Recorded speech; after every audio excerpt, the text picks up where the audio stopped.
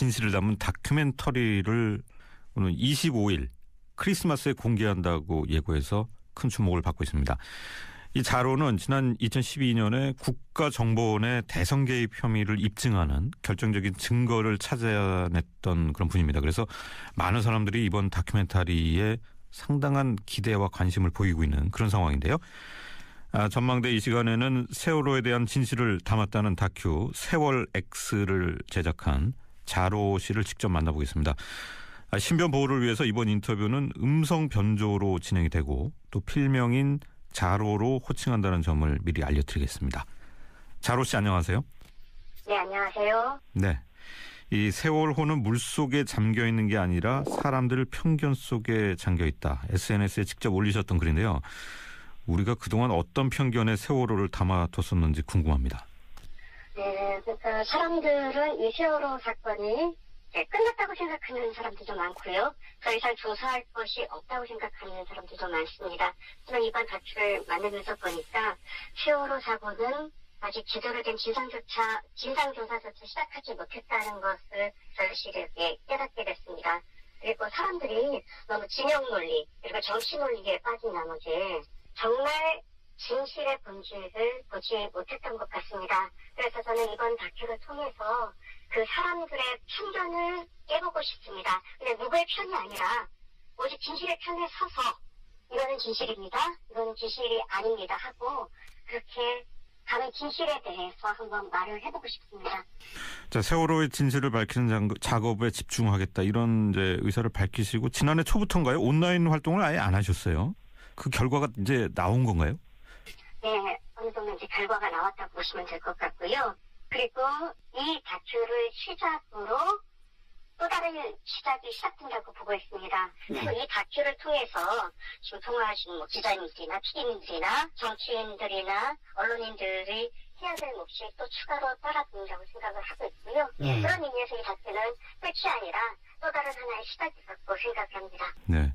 자, 진영 논리를 벗어나서 진실을 말하고 싶었다. 또 끝이 아니라 시작이다. 이런 말씀하셨는데 저희가 느끼기에는 이게 단순히 이제 감성적으로 하시는 말씀이 아니고 말 그대로 뭔가 새로운 수사, 조사가 필요하다는 얘기. 지금까지와는 완전히 다른 얘기가 새로 나온다. 이런 말씀 같은데요.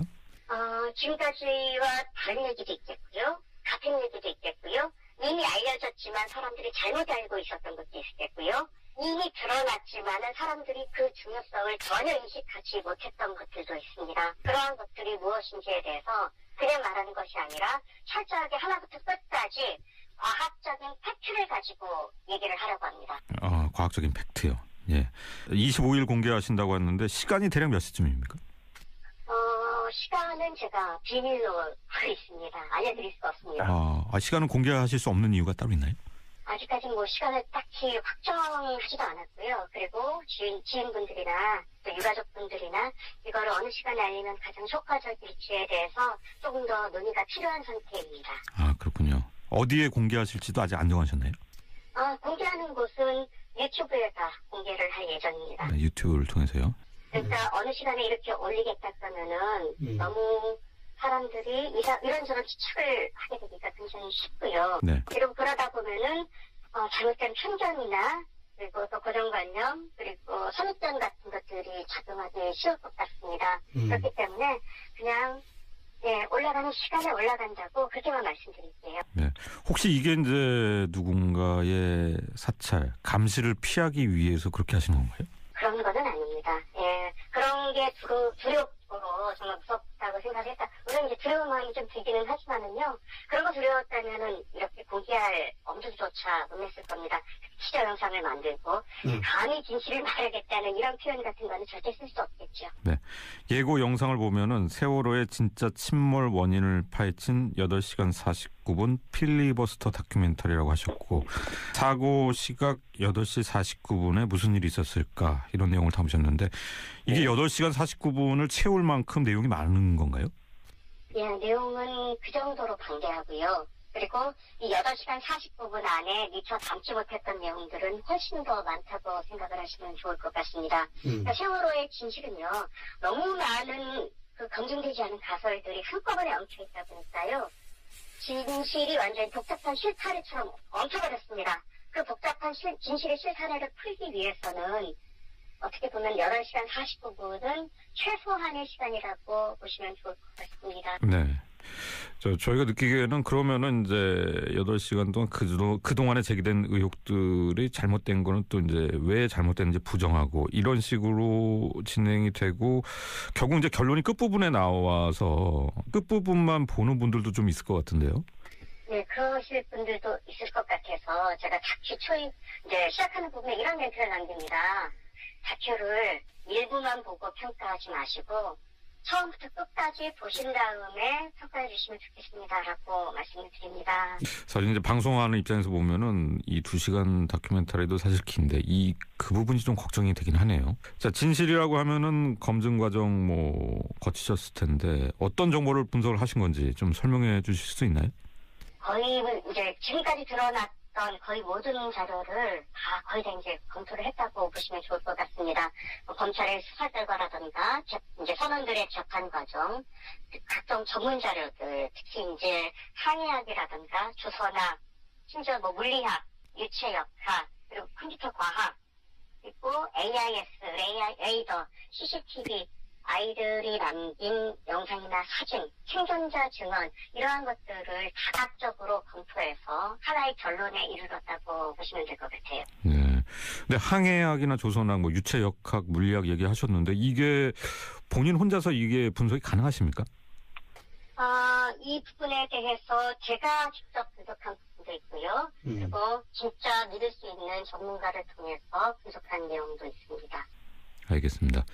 자, 많은 정보들일 텐데 어떻게 입수를 하신 건가요? 이 자료들은 사실 이제 일반인들이 쉽게 접할 수 있는 부분 그런 자료도 물론 있습니다만은 일반인들이 쉽게 접하기 힘든 내용들도 사실 굉장히 많이 포함이 되어 있습니다. 저 같은 경우에는 세월호 유가족분 중에 한 분과 어떤 좀 인연이 돼가지고요. 그분을 통해서 일반인들이 좀 접하기 힘든 자료들을 좀 접할 수 있었고요. 그거를 통해서 세월호 참사의 진실을 추적할 수가 있었습니다. 이제 과거에 올리신 걸 보면은 잠수함 충돌설에 대해서는 아닌 것으로 그렇게 올리셨어요? 모든 것은 다큐를 통해서 좀 확인을 해주시면 좋겠습니다. 처음에 제가 티저 영상을 만들어 올릴 때는 제가 사실 다큐 만들어 놓고 애써 만들었는데 1년 동안 이렇게 고생해서 만들었는데 아무도 안 보면 어쩔까 그 걱정이 정말 많이 들었어요. 그래서 티저 영상을 만들어서 공개를 했는데 이건 제가 상상을 뛰어넘을 정도로 많은 관심을 갖게 되다 보니까요. 정말 무성한 그 근거 없는 낭설들이 또 여기에서 또 많이 발생을 하더라고요. 전혀 사실이 아닌 내용들, 왜곡된 내용들, 심지어 제가 인터뷰에 응한 내용들조차도 제 진짜 마음이 제대로 전달되지 못하고 왜곡되거나 확장되고 과장된 내용들이 참 많아 보입니다. 더 이상 제가 어떤 특정한 단서를 던지게 되면은 오히려 그런 의혹이 확산될 것 같고요. 모든 것은 다큐를 통해서 직접 확인하시면 좋겠습니다. 지금 국민들의 관심은 사실 이제 국정조사와 특검 수사에서도 그렇지만은 대통령의 세월호 참사 당일 행적 7시간에 많이 쏠려 있어요. 이번에 제작하신 다큐는 이제 세월호의 침몰 원인인데 이것이 결국 이제 대통령의 7시간과 관련이 있습니까? 관련이 없을 수가 없다고 생각을 하고 있습니다. 그러니까 세월호 침몰 원인이 기존에 알려진 것과 만약에 다르다면 정말 그 7시간 동안 도대체 그 세월호 사고 원인과 어떤 연관성이 있지 않을까라는 그런 질문을 던지는 거는 너무나도 합리적인 질문이 되는 겁니다. 그렇기 때문에 이 다큐를 통해 나타나는 세월호 진상, 제가 말씀드리고 싶은 그 진실이 만약에 진짜 침몰 원인이 맞다고 많은 분들이 공감하게 된다면 지금까지 조사됐던 모든 세월호에 대한 진상조사는 다 원점에서부터 재검토를 해야 됩니다. 모든 것들이 다 세월호 침몰 원인과 연계해서 다시 생각을 해봐야 됩니다. 그런 의미에서 박근혜 대통령의 7시간 의혹도 여기에서 자유로울 수가 없는 겁니다. 정말 궁금하네요. 결과가요. 그런데 이번에 제작 과정에서 사실 이제 언론인들, 제도권 언론과의 연대 취재를 하면 더 효과적이지 않았을까 그런 생각도 드는데요. 연대 취재를 하면은 좋은 점도 있겠지만요. 사실 예전에 제가 이제 외치진 수사대라는 이름으로 활동할 때 제 계기가 뭐냐면은요. 그 당시에 제가 찾아냈던 진실들을 사실 제가 언론사에 다 제보를 했습니다. 제가 지금 하고 있는 SBS에서 제보를 했어요. 근데 이게 묻혔습니다. 아무도 알아주지 않았어요. 아무도 알아주지 않았고 보도되지 않았고 묻혔고 그래서 제가 직접 올려버린 겁니다. 네, 그래서 그런 활동들을 이제 계속 하다 보니까 저에 대해서 조금씩 이렇게 알려지기 시작했고요. 그래도 저는 지금까지 네티즌 스팟의 자라라는 이름으로 활동을 하면서 언제나 팩트와 사실에 근거해서만 얘기를 했고요. 그랬기 때문에 제가 뭐 법적으로 휘말리거나 그랬던 일이 한 번도 없었습니다. 왜냐면은 오직 팩트만을 그동안 말해왔었기 때문에 아마 그래서 지금 저에게 정말 과분할 정도로 많은 관심이 쏟아지는 이유가 제가 그동안 그런 방식으로 움직여왔기 때문에 그런 어떻게 보면은 지금 계신 네티즌 분들과의 신뢰가 어느 정도 형성되어 있기 때문에 이런 관심을 받게 된 게 아닌가. 그리고 왜 세월호 선체가 이렇게 인양되지 않고 계속 차일피일 미루고 선체는 훼손되는지에 대해서 정말 같이 고민해보고 싶고 정말 제대로 된 진상규명을 지금부터 제대로 시작해보고 싶습니다. 유가족분들 정말 힘내시면 좋겠어요. 네. 자, 국민들이 목말라하는 진실이 나오기를 좀 기대해 보겠습니다. 오늘 말씀 감사합니다.